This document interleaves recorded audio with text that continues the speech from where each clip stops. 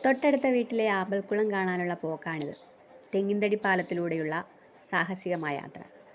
നല്ല ചിതലരിച്ചെങ്കിലും വീണൊന്നുമില്ല. പച്ചപ്പുല്ല് വിരിച്ച കാട് പിടിച്ച ആമ്പൽക്കുളമാണ് കേട്ടോ ഇപ്പം.